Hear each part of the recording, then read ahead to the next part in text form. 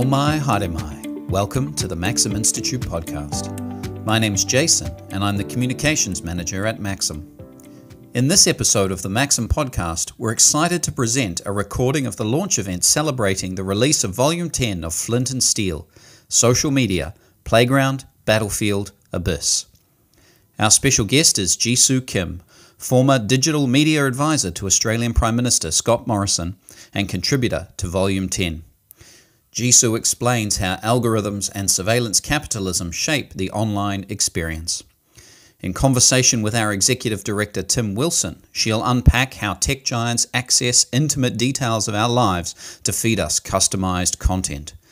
Jisoo breaks down the implications this has for democracy when big tech acts as information gatekeepers. While social media facilitates connecting niche groups globally, what does a healthy digital public square look like? How can we harness the upsides while avoiding the pitfalls? Let's dive into some key insights from Flint Steel's 10th volume. Well, tēnā koutou, tēnā koutou, tēnā koutou katoa. Nau mai, haere mai. Welcome to this event, the launch of the 10th edition of Flint and Steel. Woo! The title of the evening is Social Media, Playground, Battlefield, Abyss. And, well, that's the title of the Flint and Steel. By the way, has everyone got a copy of Flint and Steel yet? Just so, no. Oh, my goodness. Well, they're up there and they're for sale, so FYI. Listen, Maxim Institute is, people say, what's Maxim? And I say, it's a think tank. But basically, we just want to make our country a better place. We want to make it more just, free, compassionate, and hopeful, with the emphasis on the hopeful part, because there's not that much of that around. And you think, wow, well, that sounds like a great organization. How does it make its money? We don't. We're a charity. Throw money now, at once, all the money you've got. If you can, that would be awesome. But save some to buy a Flint and Steel. Look, we're going to be addressing the issue of social media, and your phone is listening very soon. And to help me here, I have with me Jisoo Kim. So put your hands together for Jisoo. Now, Jisoo is an amazing person. She was a social media advisor to Scott Morrison during the 2019 campaign. Fascinating time. And also she's working in the national security space in the Australian Public Service currently. So she's got a lot of perspective, I think, on the issue of social media. And as you know, the evening is titled "Your Phone is Listening," and we deliberately made it sound creepy to get you here, because actually we want to get into that, and we want to get into what it hears, who that information goes to, what they do with it, and what we can do about that. So the format of the evening is, after Jisoo and I have had a bit of a chat, there'll be a Q&A, and there'll be questions up on Slido. I'll walk you through it. It's fine, but questions will be voted. It will be, we will manage some of the questions. So, you know, if anything's inappropriate, but don't worry, you will see your questions rising as they attain popularity. After that, we're going to have a celebration, because this is actually the 10th Flint and Steel. So we're just going to attend to all of the incredible people who have helped with Flint and Steel, and we're going to hear from Flint and Steel's editor, Mr. Jason Heel, over there. So that's going to be a dangerous time, because Jason never comes in cold, he comes in hot. So you'll enjoy that. And by the way, look, for those of you who are on the clock, we'll probably be done by about 9:10, okay, 9:15 now, 9:15 p.m. So if you need to do that, then that's when you can head out. So Jisoo, first I'd like to kick things off. Welcome to New Zealand. Thank you for having me. And as always, it's always good to be in New Zealand. I feel like the air is different here. It's like cleaner, probably crisper. You guys could probably like bottle that up and sell it, export it out.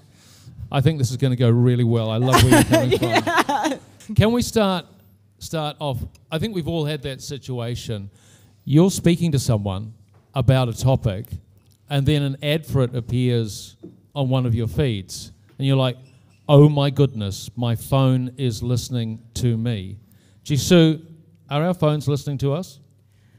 In some ways, yes. So if you have a smartphone and you have a virtual assistant like Siri, Bixby, Alexa, Cortana, the list goes on, it is listening to you. It's not particularly like with nefarious spy espionage kind of intent, but yeah, they are looking for trigger words, and sometimes you will just happen to conveniently see the world holiday that you've wanted to buy from Kentucky suddenly on sale on your Facebook feed, and that's maybe a coincidence. After you've been talking about it. Yeah, exactly, with your friends, and but the whole point is, I guess, they kind of don't need to listen to you. Your phones don't actually need to listen to you, because what you're actually putting out there through social media and through your phone is enough to profile you to the point where a lot of social media companies and the kind of companies that use ad revenue and use advertising through those platforms actually know what you're thinking and what you want to buy, like even just now. I guess through your search function as well. That's immediately. Right. Yeah. So you just kind of have to be really vigilant with the permissions that you're giving all your apps. And there's ways you can do this. You can easily Google, iPhone or Android cleanup 2023 and see what you can kind of switch on and off. But it's really interesting to see what kind of has access to your messages, your calendar, your contacts, your microphone, your camera, your music, your audio, your videos, and your images, and all that good stuff. Wow, that is... Not to scare you. You have control, though. That's a significant amount of data. So what happens to that data? Where does it go? So depending on what kind of permissions you have agreed to. So, when you sign up for something and it comes with terms and conditions and no one ever reads them, unless you're a lawyer, I'm sure there's lawyers here that, troll through all those. You basically are giving a lot of companies permission to collect, process, and store your data, depending on what it is that they want to use it for. Normally you do kind of consent to it through these terms and conditions. Which you don't read. Yeah, exactly. But a lot of people have done the reading for you, so sometimes it's a bit easy. But a lot of the time, they're using it for advertising, so micro-targeting. And this is not new. Like, this is just a different mode of doing it. It's a lot faster, it's a lot more sophisticated, it's a lot cheaper to do it. And basically, we're helping it happen because we just sign up for things. We download apps. We do just kind of give permissions. You turn on all the cookies when you're browsing. Like, please don't do that. Just reject the ones that you can reject. But essentially, yeah. Can we just pause there? When you say you turn on all the cookies when you're browsing, turn them off. Turn them off. So how might you go about that? Yeah. So it's not a biscuit. It is that thing. It's essentially a piece of text that the website will kind of store on you, and it can range. It's very. I'll stop from being technical, but I'm not a technical expert anyway. But essentially, it can go from basically tracing and tracking. Like, if you've gone on a website and you've bought something, it might track exactly what you've bought, your size, if you're buying a dress or a pair of pants, how much you've actually spent, and all that kind of stuff. And then basically, the website might hold on to it. Maybe they'll trade it on. It just depends on what's going on. And then you'll see the interface with social media platforms, because then you might see the same website then advertising on your feed later. And so a lot of the time you're just telling the companies, hey, this is what I like. This is what I'm into. This is what I'll buy. This is what I'm thinking about buying. And so really, it's just companies kind of commercializing that. And really, it's just a smarter, more targeted form of advertising, which isn't new. It's just a new way of doing it, and it's way more personalized and invasive. In a sense, we're and and this is a somewhat dramatic expression, but we're impaling ourselves on our desire for convenience. Because I think sometimes when some of us have seen this thing pop up, it's like, it's not, oh my goodness, they're following me. It's like, that's just what I wanted. How handy. I just wanted some fluffy slippers, and here they are. How it's taking advantage of our, I think, our human foibles. Yeah, for sure. But using them to commercialize and commodify them. Yeah, and I mean, I'm also seeing a lot of concerned looks in the crowd. So please, just know that there are data privacy laws that are protecting you to a degree. In Australia, we have the Privacy Act of 1988, and it was updated in 2014 with a series of principles which essentially protected user data and how companies were to handle it, and kind of like the industry standards around how to protect it. And then on top of that, in New Zealand, I understand that you guys had an update to your Privacy Act of 1993, and so you had an update in 2020, which was really good, and I think that gave more powers to your privacy commissioner to essentially go after violations and let people know when there have been data breaches, and basically like tighten up all the regulations around data privacy. So don't be scared. However, I understand that there were some reports commissioned by government recently in New Zealand that found that, for example, the 4 major political parties were not using data privacy as they should have been doing. Have you heard about that? I mean, Tim, it's just such a coincidence that I too read this report today. It's not as if we rehearsed as if we colluded on this together. Oh my goodness, it's like I'm Meta and you're X. Yeah, that's right. So, from my understanding, the Department of Prime Minister and Cabinet here did commission 2 reports and 2 studies basically to see if there was misinformation, disinformation, or any kind of foul play around the elections this year. And they did find that voters that visited all 4 of those political parties' websites didn't get like a notice about whether or not they would be traced via cookies. And so that is apparently a thing that is required. I'm not the expert on this, so please, if someone knows something, please let me know. But essentially, you're meant to be compliant with at least notifying the user that they are being kind of traced. And so, yeah, that didn't happen. And all 4 of them were in the red. So in some ways, it's democratic. However, the minority parties, they're very, very big on data privacy. Right? Who knows? No, I'm just taking it somewhere. Look, you've written a great article in the latest Flint Steel, edition number 10. It's the 10th anniversary one, 1195 over there, about, it's about mis and disinformation in many ways, and the way it's used commercially. But can you throw some light on, you can throw a bit of light on that, but I think you have done, but also how it's being used by non-commercial actors. Just unpack that a bit for us. Yeah, firstly, I just want to say, Flint Steel, this edition, was amazing. I read it because I was jet lagged. I'm like, my body thinks it's like 5 hours behind right now. So I was like reading this at 1 a.m. in one sitting. I had an advanced digital copy. Thank you, Jason. And I read it in one sitting and didn't go to sleep. And I really enjoyed it. There were really some great articles, great common themes. So I just want to give that a bit of a plug. In saying that, yes, my article... I didn't rehearse that either, I promise you. Was that the talking point? No. No, so in my article, it's actually just a really kind of a taster for a lot of the general population who might not know about misinformation, disinformation, particularly that's floating around on social media. Because now it's getting to a point...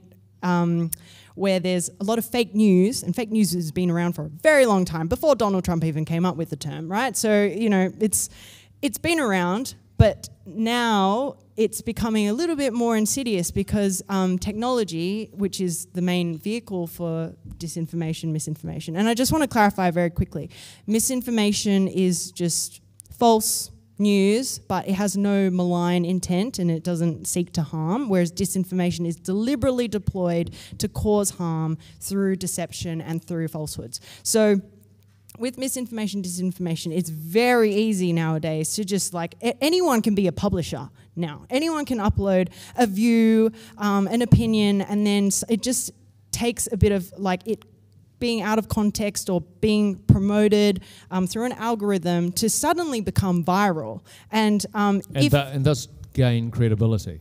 Yeah, in many ways, yeah, because if you're like, oh, a lot of people are sharing this. So in my article, I talk about a particular case during the Israel-Hamas conflict. So as we know, that's been happening since the 7th of October. It's not going to comment on how awful it is, but apart from that, there was basically news reports by credible news sources that said that Israel had bombed a hospital in Gaza.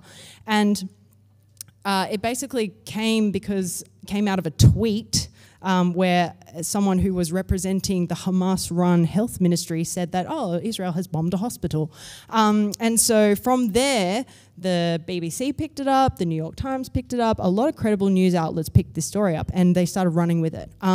That day was like hard on Israel, I suppose, because they got all this international condemnation. Like a lot of people are now thinking like, oh, well, do I support Israel? Like a lot of countries whose foreign policy position was to support Israel, like they were then becoming a bit shaky. Anyway, that day was also when Joe Biden was visiting Tel Aviv, and he basically said, well, US intel assessments say it wasn't Israel, and Israel had obviously come out and said it as well. So basically, long story short, it took a very long time for the news cycle to correct itself because by the end of the following news day, the BBC, the Times, all the kind of news outlets that had run these headlines had basically retracted and apologized and said, sorry, we shouldn't have gone and just tweeted, basically headlined this tweet. Yeah. We're sorry. So it's beyond commercial interest now.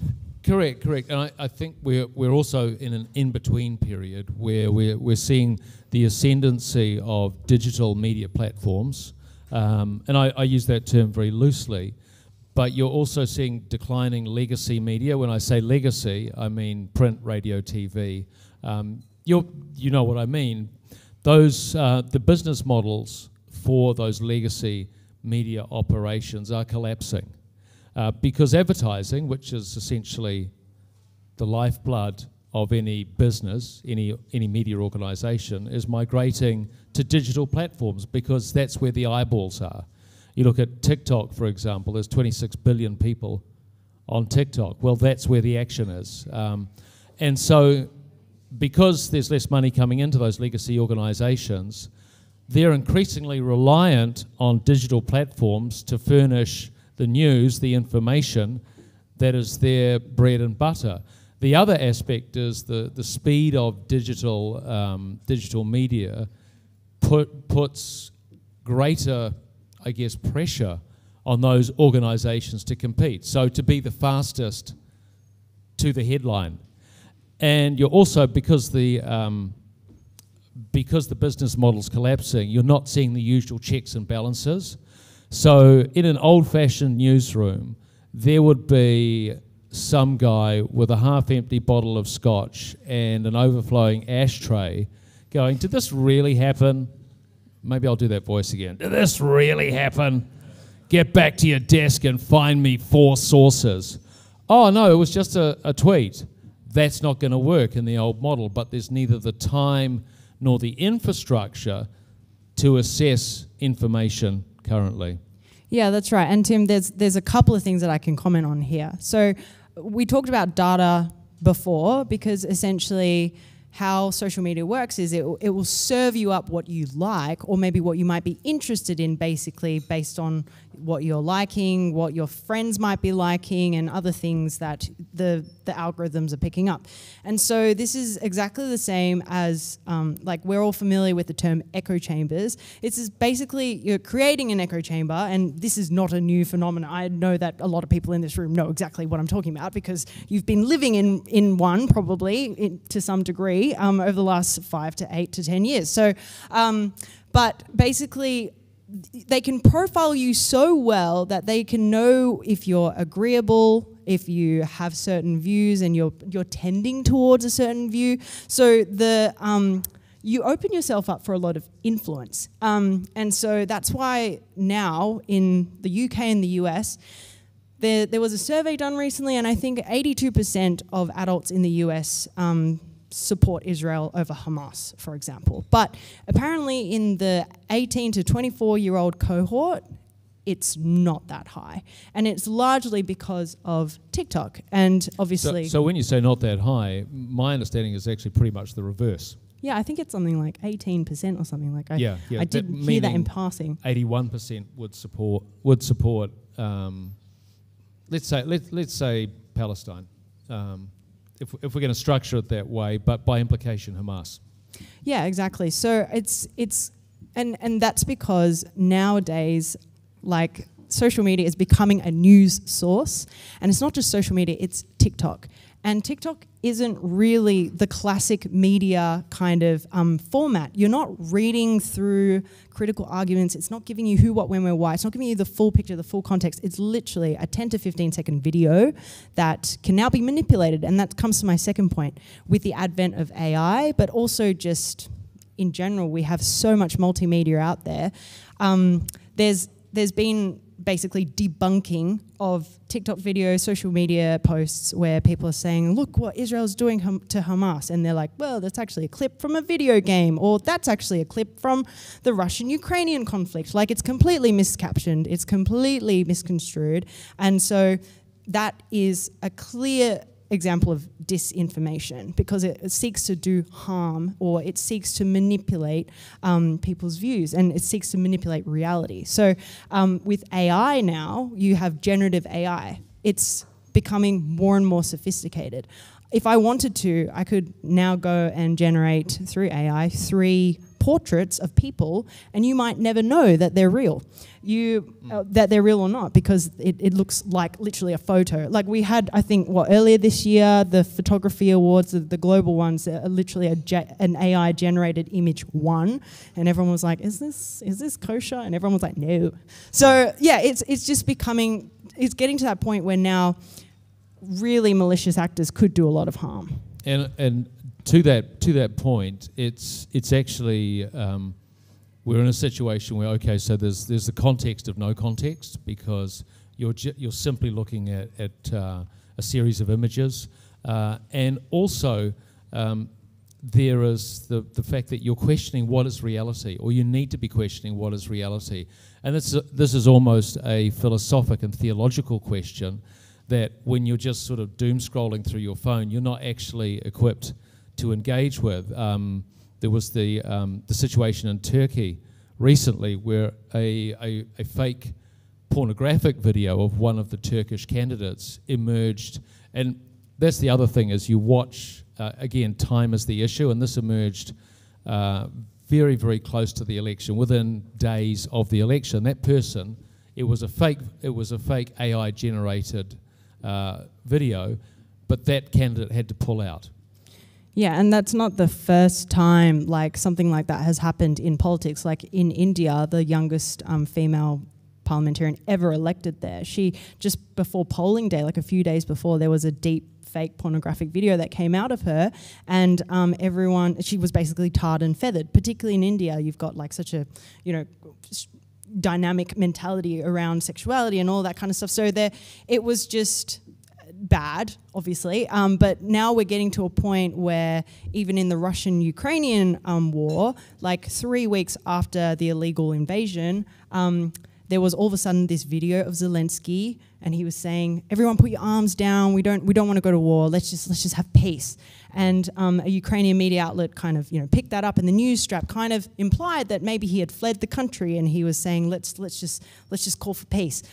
Turned out it was a deep fake video that the Russians had injected into the social media sphere of Ukraine. And yeah, like, I guess media outlets who might not know, they just picked it up and they wanted to run with it. Or may not have the equipment to go, oh, wait a minute. And the other thing I will say, and this is no discredit, but as newsrooms become younger, they become less experienced. So that individual, and it could be a man or a woman with the half-empty scotch and the overflowing ashtray, has the benefit of experience. If it smells or sounds fake, then possibly it is not the same, not necessarily in a news sense, the same acuity. But I will say, I want to strike a hopeful note here. There's a thing called the Edelman Trust Barometer that comes out every year, and it assesses trust levels within nations and compares them globally. And New Zealanders are actually world beaters at distrusting social media. So pat yourselves on the back, Kiwis. That's a positive. It's not a reason for complacency, but it is a positive piece of information. In the interests of, because we are all about being hopeful, in the interests of positivity and hopefulness, what are other countries doing about this? Are there any examples that we can look to, Jisoo? Yeah. So in 2007. There was basically a 3-week-long cyber attack that Russia did on Estonia, which is a population of about 1.3 million people, and that was like, they took out like government services, like media, like all basically online services were suspended for 3 weeks with distributed denial of service attacks. This is like the case study of the first kind of cyber warfare attack, state on state in cyberspace. And Estonia, instead of kind of rolling over and being like, right, that's it, we're going offline, we're not doing this, they dug their heels in and they said, you know what, we're going to put everything online, we're going to be really smart about it, we're going to have multiple points of failure instead of centralizing all of our digital servers. Basically, they chucked everything online. They're a digital first nation, and they're really kind of piloting the way. And they now have this program, since 2010 actually, they've put it into all public schools in Estonia from kindergarten plus. They have like digital literacy programs, and there's also like a 35-hour mandatory media and influence course that all the kids have to do. And essentially it's not the government telling them what's right and wrong, it's just giving them the skills to be like, well, this is the digital media landscape, and these are the potentially the actors that might be there. And it basically... So is it so, for example, I see something, does it then run you through what you could do to verify it? I mean, I personally haven't done the course. I think I'd love to do it. But I think from what I've read, it's very much about critical thinking. It's like actually upskilling the critical thinking part of children when they go online particularly. And it's also about the safety part of it as well. And I think at the end of the day, they don't do it just for children. They've done it for, I think they provided 10% of their population with free digital literacy education, and then everyone else kind of can have their own rollout through, work or whatever it is. And particularly for elderly people, they were kind of bringing them along for the ride. So I think there is a model there. It's very interesting, particularly as governments go digital, and particularly like in Australia, a lot of our services are now online. We have, Medicare, I can do my taxes online, I've got digital identity, all that kind of stuff. And so I think the future isn't being more insular and being scared of change. It's actually taking control and harnessing the power and making sure that we do stay on top of it. I'd rather be educated about what's happening online than the government regulating it first without me completely understanding what's happening. So there's a lot of tools out there, even without a government rolling it out, that you can learn more about data privacy and all that kind of stuff. And can I just jump in, because in terms of we at Maxim, we've been looking into artificial intelligence, and New Zealanders have we're a bit technologically averse. For example, just before the coalition agreement was announced, there was a study by Westpac Bank about artificial intelligence and the benefits of it, and it's the usual mantra, which is greater competition, greater profitability, better opportunities to become responsive to customers.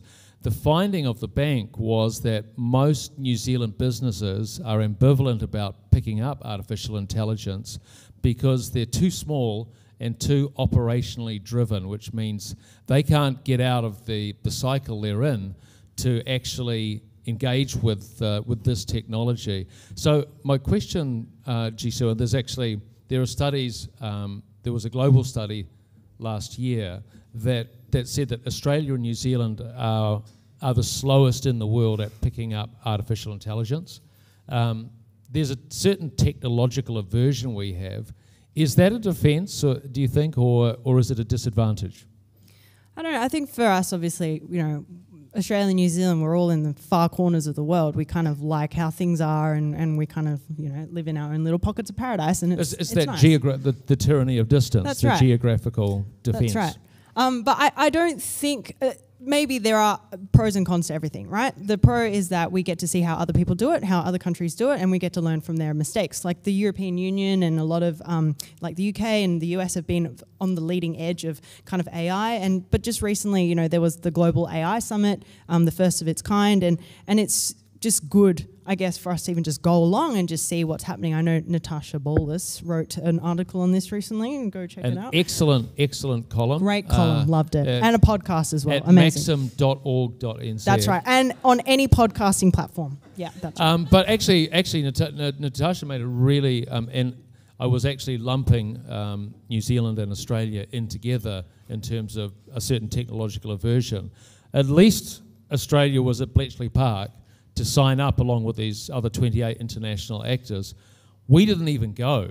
I think we're organising a debrief with you guys later. I think maybe that's what happened. So yeah, that's probably Thanks a lot. We'll bring the sandwiches. Yeah, thanks. I mean, and obviously the con though is that if we're kind of not even participating in the creation of AI technologies, then we actually don't really know how to play properly. It's kind of like when you get an IKEA flat pack and you just skip the instructions, but you just use it and you try and put it together. It's not the same thing. You just don't know how to localize it for your context. You actually don't know how to use it for your benefit, that benefits your people. So I would encourage everyone to at least just have a gander. Like ChatGPT is a great little tool. Definitely if you're a student, please don't plagiarize and use it to write your essays. But, there's a lot of great ways to use it.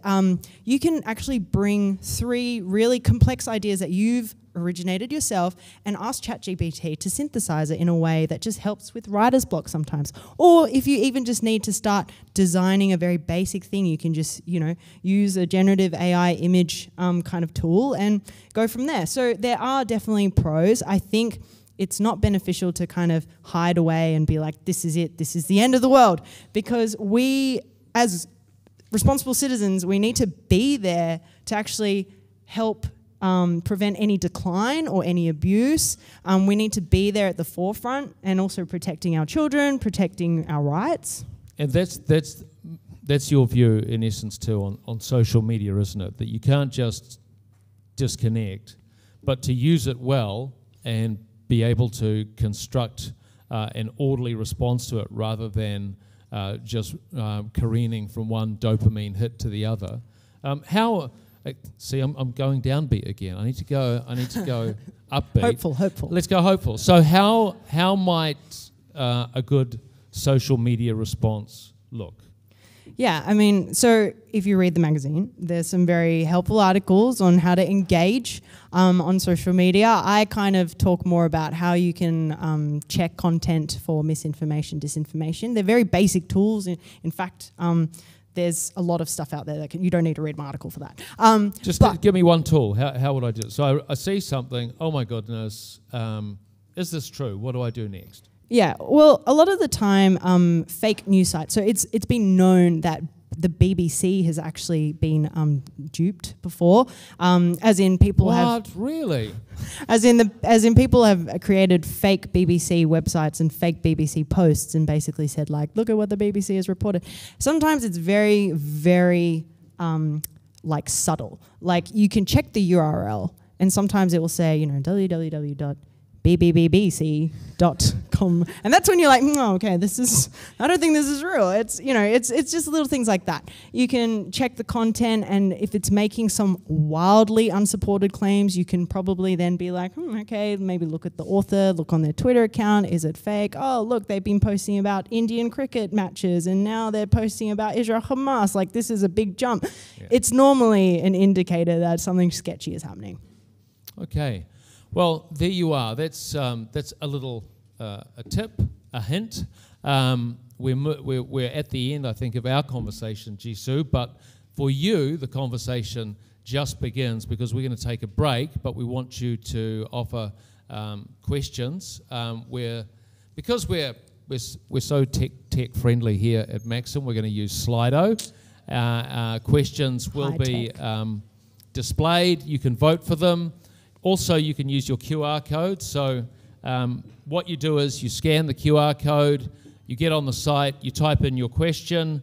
We're going to publish, as I say, a selection of the questions. So again, if it's inappropriate, but you knew that already, but mostly we'll take the questions and we'll pick the ones that get voted up. And but I did realize we didn't actually finish that question on how to engage social media. Let's still end on the hopeful note, okay, and then we'll go to questions. Yep. So I think yes, if you need to detox social media, do it. I'm actually for that. I'm pro logging off, deleting your account. You gave up your Instagram account. I did. It's the best thing I've ever done. Never going back on that cesspool ever again. But basically, not that there's great content on there. It's just a time waster.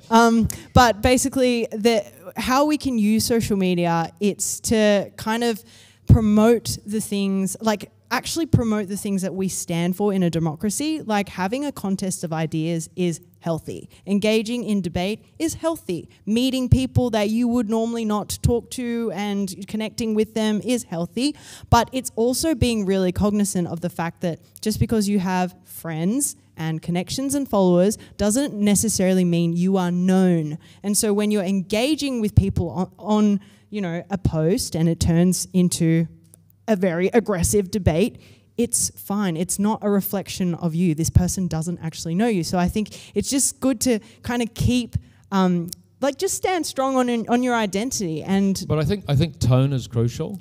So do not descend into, if someone says something that's provocative, you don't need to respond. Yeah. Even though every molecule in your body is screaming for you to 100%. go. Because this person isn't in front of you, so it's almost, you're in a situation where it's a disinhibition situation. Don't succumb to that.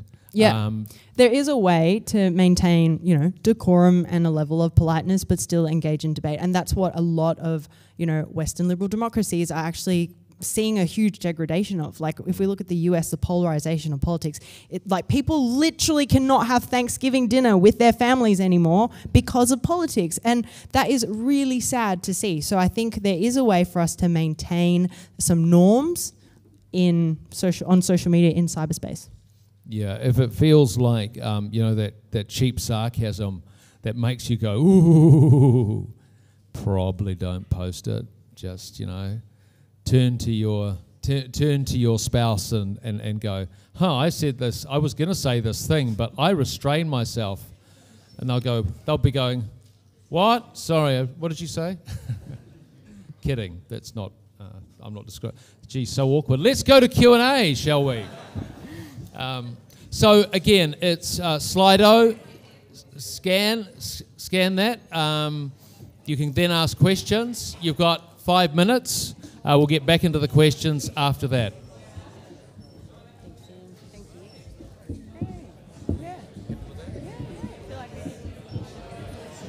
Thank you so much.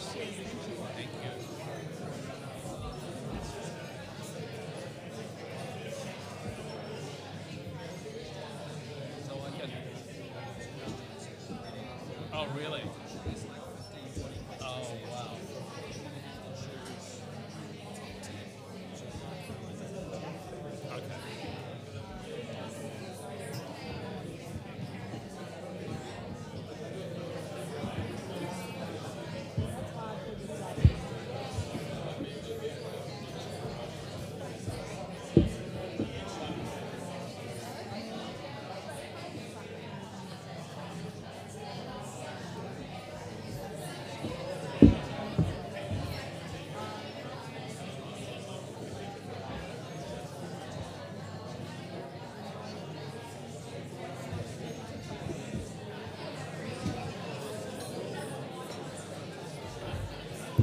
Okay.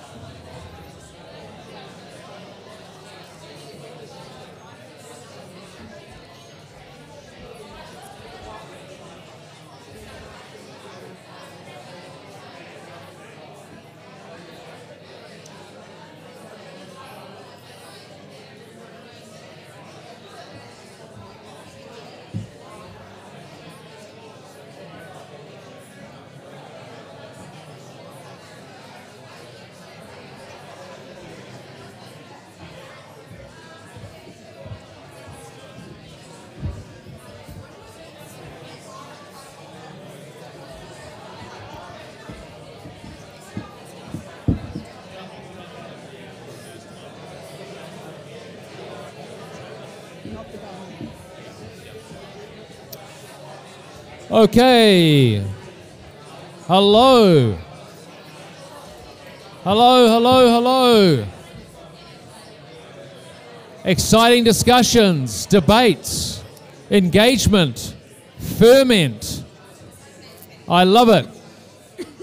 Listen, thank you so much, and don't hesitate to vote for the question that you like the most or that reflects your area of interest. Keep voting. We're going to do this for another 20 minutes. So the first question, which has is really getting some traction, is who counts as an authority to determine what is information and mis- or disinformation? Jisoo?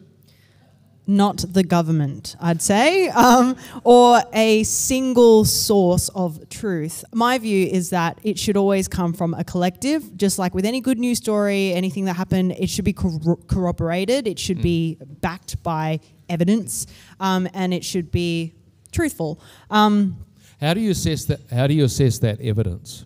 Well, I think it is hard now because when you have images and video, you're like, well, is this real? But there are some tools online now, and also you will always have, hopefully, eyewitnesses. Look, we're probably moving into a future where eyewitnesses might never become a thing. But I think objectively, there's always going to be reality, and I think we have to just find anchor points as a collective where we agree that these are the rules of engagement for information distribution, and this is also the rules of engagement for how we consume media, and that's on us to actually embody. Like, we should probably slow down with how much information we're consuming.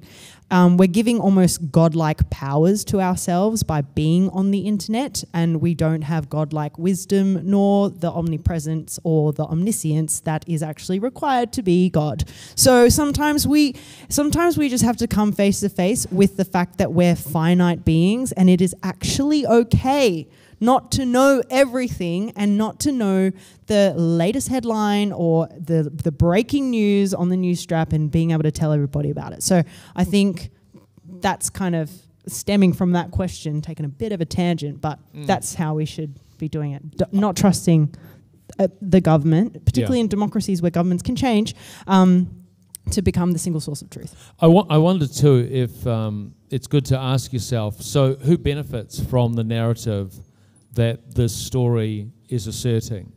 And that will help you determine whether it's something that's being deployed tactically or strategically.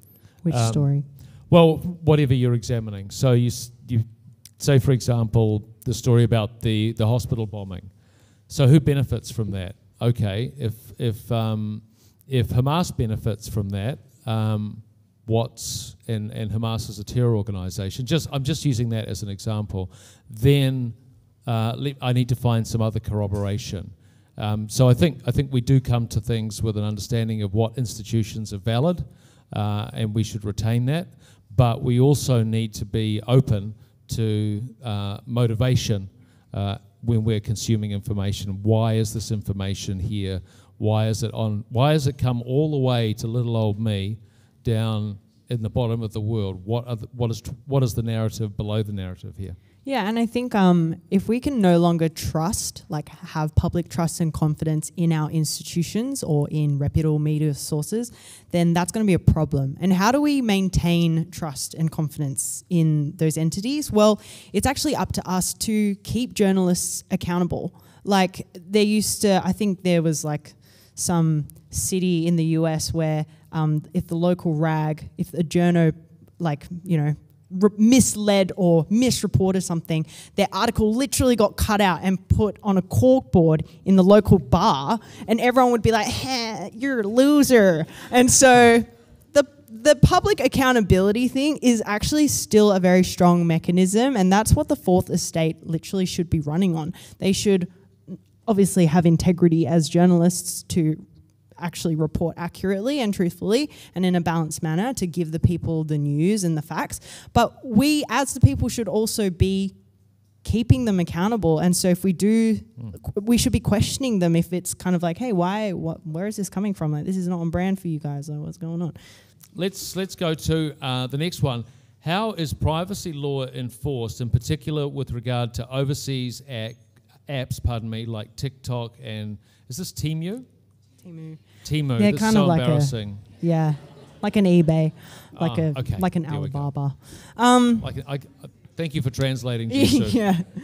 So actually, this is an issue in Australia right now because we found the Australian Strategic Policy Institute has recently done a report on disinformation, misinformation from foreign actors in Australia, and they detected that there were foreign actors even during the Voice referendum that we had recently, where foreign actors were sowing discord and further division, exacerbating it online, and it was like particularly through WeChat and TikTok.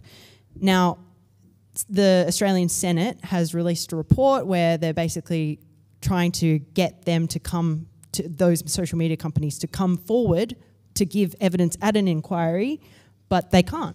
They can't compel them to do that because they're not headquartered in Australia. There's no offices in Australia. They're all headquartered in China.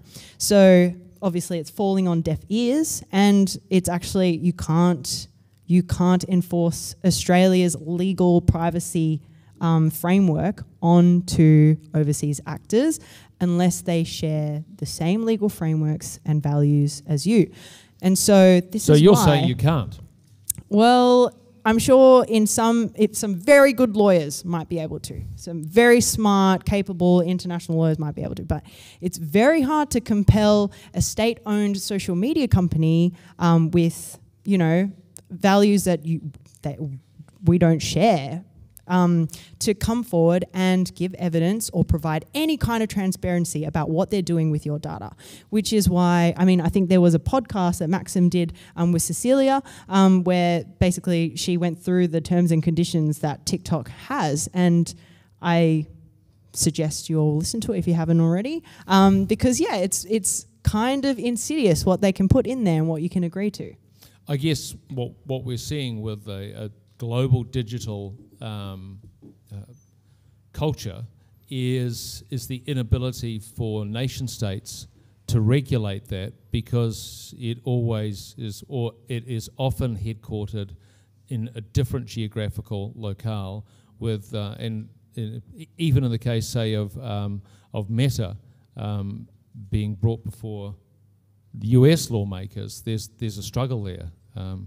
It seems very elusive. I don't know what the conclusion is or how they might be compelled. I know that in Australia, for example, there's social media companies are forced to have Australian legacy media content on their feeds, so news stuff, so that that's just part of the law. So if you want to do business here, that's how we do it. But if there's disinformation being spread, that's a different beast. Yeah, and I think there's a study that shows that 1 in 5 videos on TikTok contain misinformation or disinformation. So there's just no way. That's a lot. If you're scrolling for an hour, that's a lot of videos that are fake that you are consuming. So it's just something to keep in mind, that you also have to think about your legal protections when you're using a certain app, and there are ways to compel Facebook in Australia to basically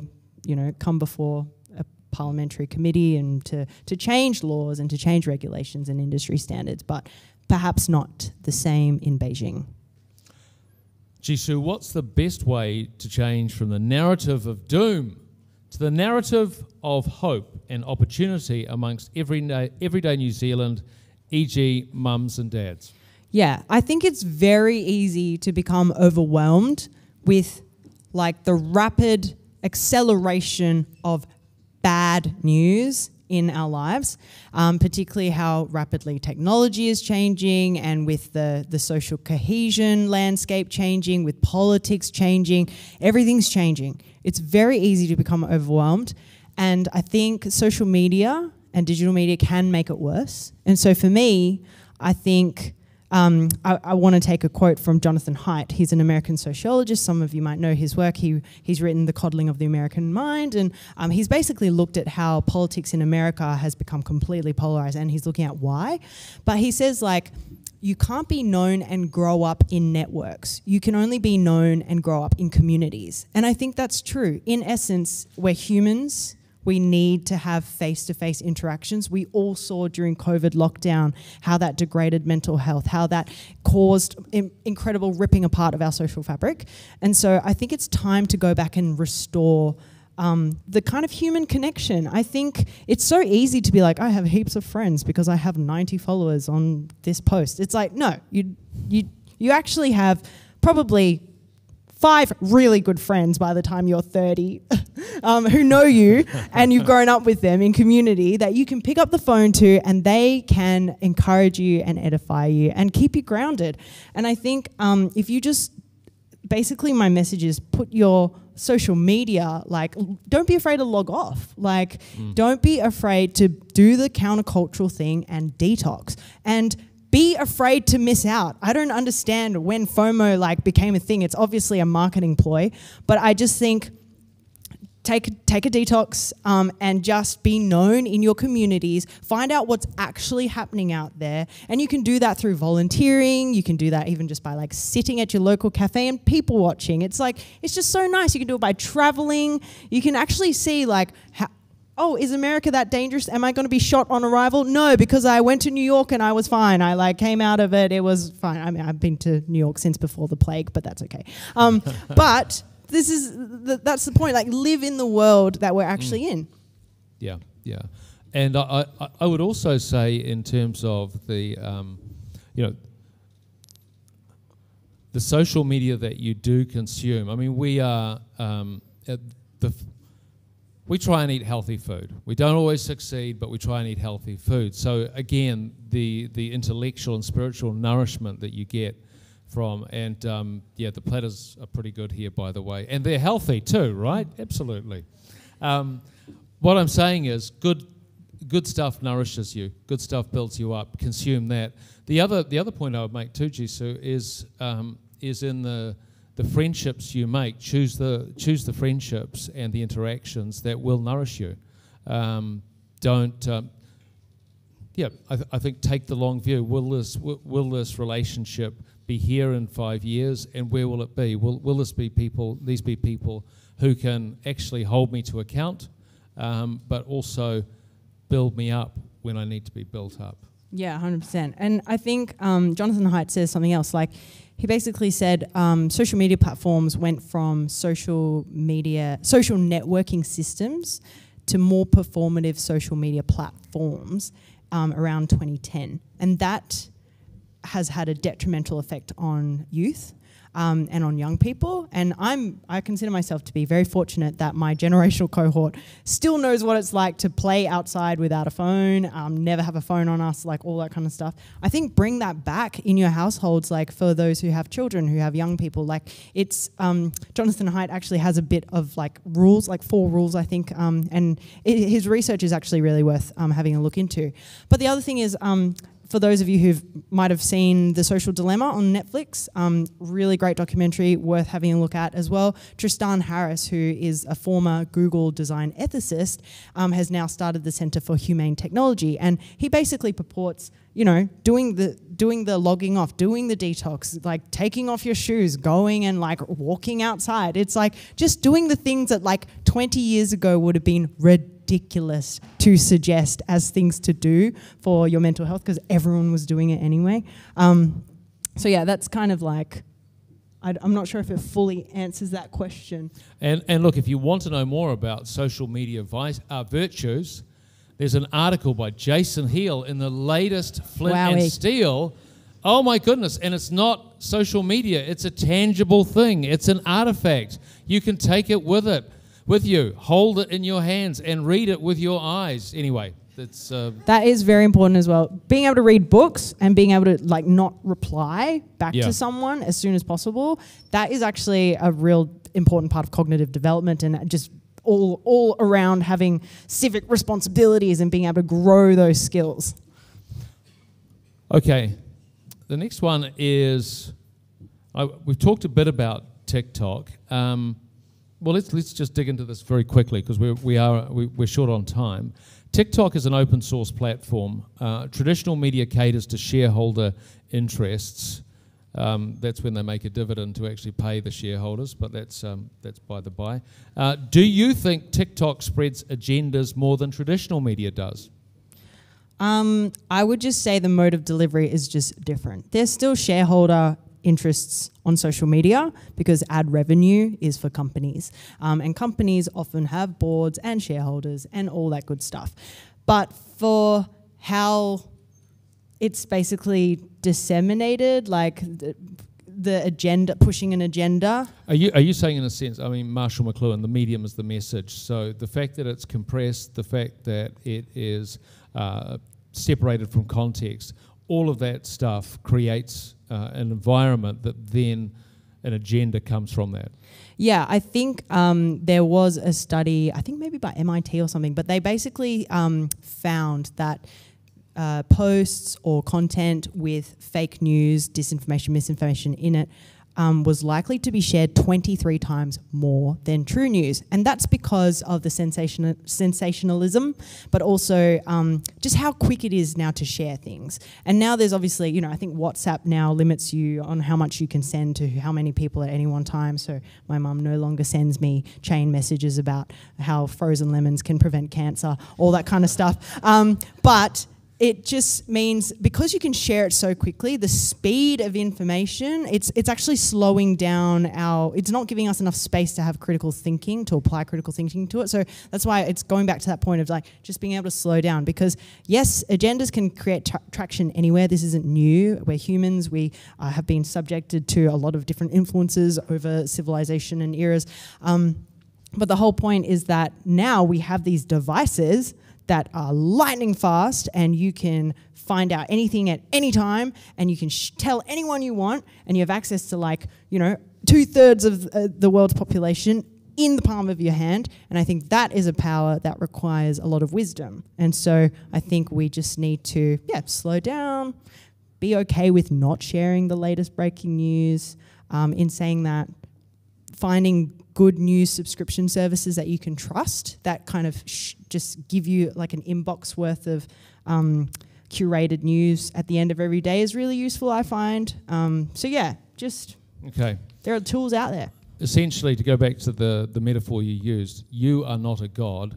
Don't try and behave like one. Stop it. Put the phone down. Go and take your socks off, walk across some grass and talk to someone whom you don't like, but do it face to face. Thank you, Jisoo.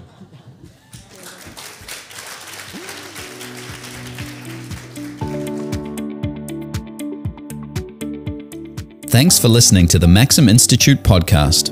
If you'd like to hear more from us and keep up with the rest of our research and analysis of politics and policy in New Zealand, you can sign up on the homepage of our website to get our monthly forum email and invitations to future Maxim Institute events. You can search and subscribe to us on Apple Podcasts, Spotify, iHeartRadio, or wherever you get your podcasts. From the team at Maxim, mā te wā, goodbye for now.